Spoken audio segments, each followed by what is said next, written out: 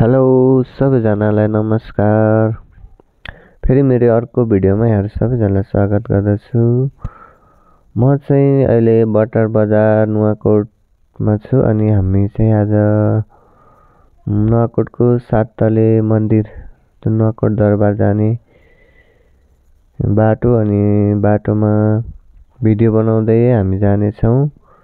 यहाँहरूले पुरा हेरेर साथ दिनु होला। म बटर बजारबाट हिँडिसकेँ। अहिले क्याम्पस बटर बहुमुखी क्याम्पसनिर आइपुगेँ। मेरो यात्रा जारी छ। अहिलेको बटरको स्थिति यही नै हो, मान्छेहरूको चहलपहल कम छ।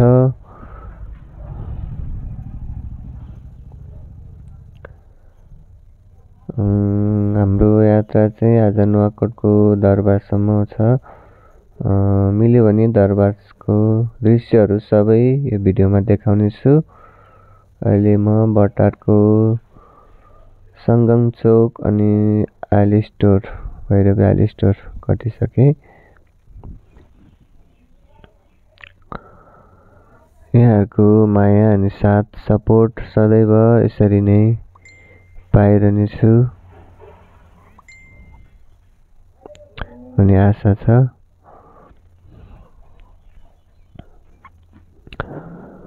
अहिले बट्टारको म मल्टी एग्रो आइपुगेँ। यताबाट लेफ्ट साइड चाहिँ बस पार्क जाने बाटो। यसै गरी हामी बट्टारको लास्ट दमकीनिर आइपुग्यौँ। अब हाम्रो मैथिली ब्यारेकनिरको खोल्सा यो ब्यारेक मैथिली ब्यारेक हो। यहाँनिरबाट अब सैनिक इलाका आइपुग्यौँ। सबैभन्दा पुरानो चाहिँ यो नुवाकोटको पुरानो अनि ठुलो आर्मीको ब्यारेक छ। यहाँ चाहिँ यहाँनिर हो मैथिली ब्यारेक आर्मीको। हामी आज चाहिँ फुर्सदको समयमा घुम्न हिँडेका छौँ अनि यो ब्यारेक खोल्सा अब कट्न लाग्यो। हामी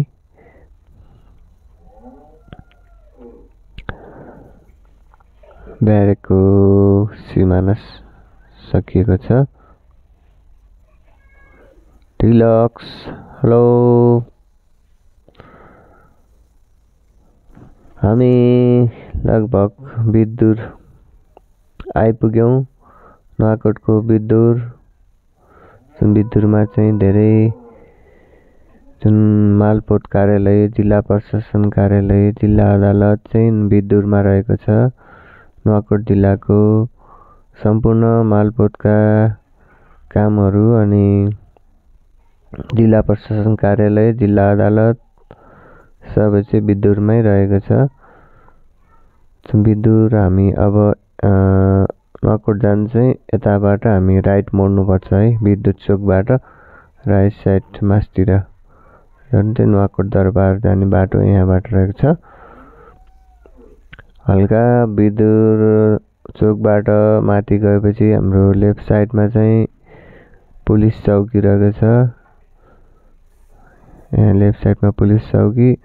अझै हामी मास्तिर अघि बढ्दै जाँदाखेरि यो वालदेखि चाहिँ यता जिल्ला प्रशासन कार्यालयको जुन अफिस रहेको छ। यता राइट साइडमा जिल्ला प्रशासन कार्यालय, हल्का अगाडि चाहिँ जिल्ला मालपोत कार्यालय अनि यता चाहिँ अदालत, जिल्ला अदालत छ। अब हामी मास्तिर यो चाहिँ हल्का उकालो उकालो बाटो हुँदै हामी दरबार जानेछौँ।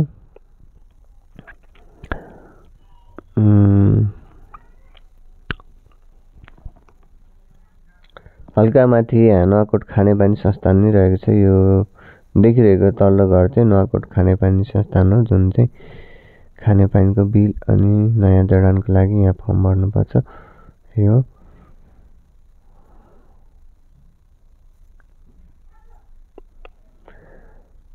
पुरै उकालो उकालो टर्न जङ्गलै जङ्गल रहेको छ। नुवाकोट जाने बाटो चाहिँ अब यहाँदेखि माथिसम्म पुरै जङ्गलको बाटो छ है।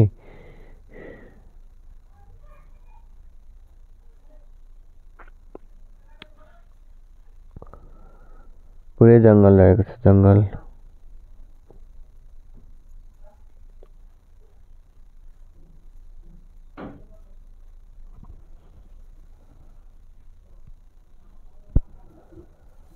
हाम्रो यात्रा जारी नै छ अनि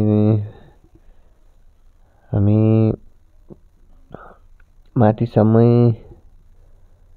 जाने भनेको आज घुम्नलाई। ठिक छ, समयले के भन्छ। हामी भिडियो गर्दै गर्दै लगभग नुवाकोट दरबार पुग्न लागिसक्यौँ। अब हल्का माथि पर्छ नुवाकोट दरबार चाहिँ।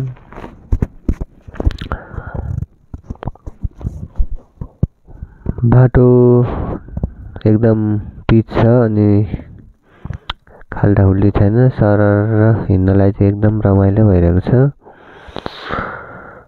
अब हामी नुवाकोट दरबारको तल्लोपट्टि आइपुगिसकेका छौँ। यहाँ चाहिँ अब घरहरू सबै एउटै, यो छानोमा चाहिँ एउटै जस्ता लगाएको घरहरू चाहिँ यता भेट्टाउँछ हामी। पुरै रातो कलरको अनि जुन युपिभिसी जस्तै टाइपको चाहिँ टिनको पाता बेन गरेको डिजाइनको चाहिँ सबै छानाहरू एउटै छ है। यता चाहिँ हामी अलिकति अगाडि गएपछि राइट साइड मोड्नुपर्छ। नुवाकोट दरबार चाहिँ हामी विद्युतबाट आउँदाखेरि दाहिनेपट्टि पर्छ है। हल्का माथि सानो बाटो आउँछ अनि उता मास्तिर गयो भने चोकते अनि उता रोस्सा पनि पुगिन्छ। यहाँबाट चाहिँ हामी राइट मोडौँ है, राइट साइड मोडौँ। हल्का अगाडि जानु पर्यो, पार्किङ अलि अगाडि नै छ है। यस्तो बनाएर छ अहिले। ल पुरा यो माथि दरबार चाहिँ निर्माणको लागि सबै खटहरू बनाइराखेको धेरै वर्ष भइसक्यो, तर यो अहिलेसम्म पुरा गरेको चाहिँ छैन रहेछ। ल हामी नुवाकोटको दरबारको प्रवेश गेटनिर आइपुग्न लाग्यौँ है। बाइक यतै पार्किङ गर्नुपर्छ होला। हामी यतै राख्ने बाइक अनि जानुपर्छ। यतापट्टि छेउपट्टि राख्छु म चाहिँ। भित्र जान त मिल्छ तर नलैजाउँ, यहाँबाट भिडियो गर्दै बिस्तारै जानु पर्ला। हामी प्रवेश गेटमा पुग्यौँ। श्रीमती नै आउनु भएको छ, फोटो खिच्ने भन्दै हुनुहुन्छ। फोटो खासै क्लियर आइरहेन। ठिक छ नि, आज पुरै यो जाली लगाएर चाहिँ निर्माण भइरहेको छ माथि। अनि मान्छेहरूलाई सामानहरू खसेर नलागोस् भनेर चाहिँ यस्तो बनाएर छ है जाली। अनि माथि पनि पुरै ल हिँडेन, अहिले खिचौँला फोटो। भिडियो भइरहे, भिडियो काटेर भोइस चाहिँ मैले म्युट गर्दैछु है। अनि यता पनि बन्द।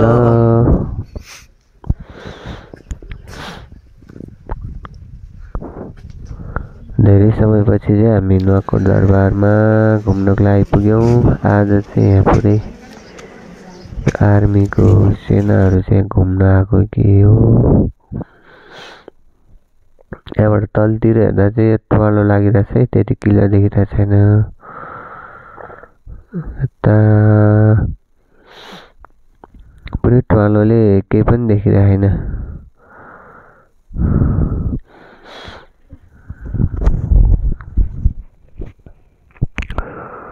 दरबारहरूको जुन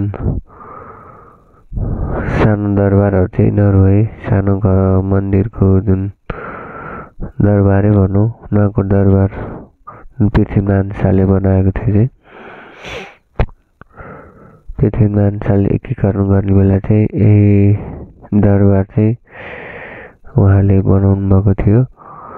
अनि जुन पहिला नुवाकोटको 9 तले दरबार थियो अनि 90 सालको भूकम्पले चाहिँ भत्केर 7 तले बनाएको थियो। 7 तले पनि फेरि 72 सालको भूकम्पले चाहिँ भत्केर जुन निर्माण कार्य नै छ अहिले।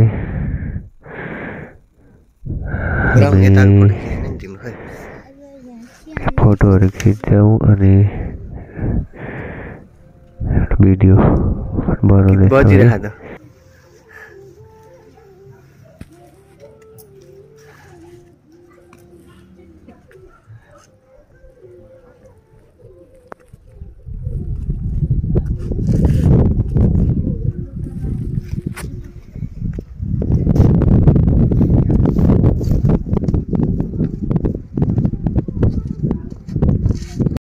नुवाकोटबाट फर्किन लाग्यो। अब हामी यहाँ आइपुगिसक्यौँ। अब फर्किने साथमा छौँ।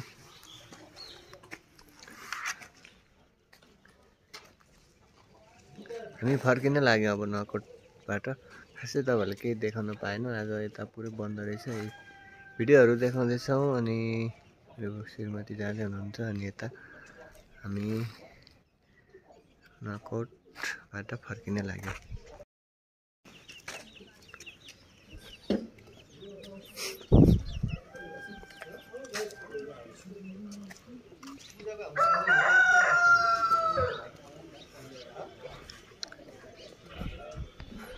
यो नुवाकोट दरबारको पुरानो घर।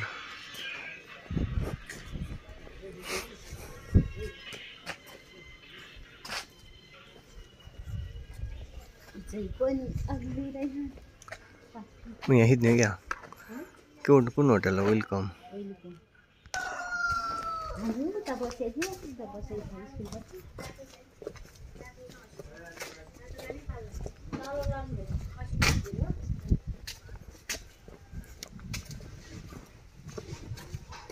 Hello hello.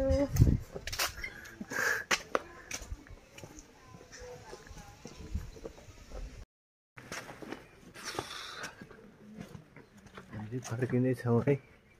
नुवाकोटबाट आज घुमेर नि फर्किनै लाग्यो। हामी श्रीमती आज फेरि टाइममा घुमेर फर्किँदैछौँ। दरबारको भित्र चाहिँ यस्तो रहेछ है पुरै।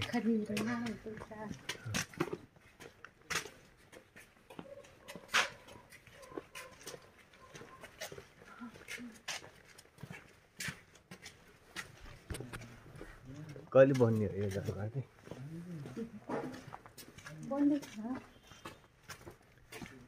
हामी निस्किन लागिसक्यो। अब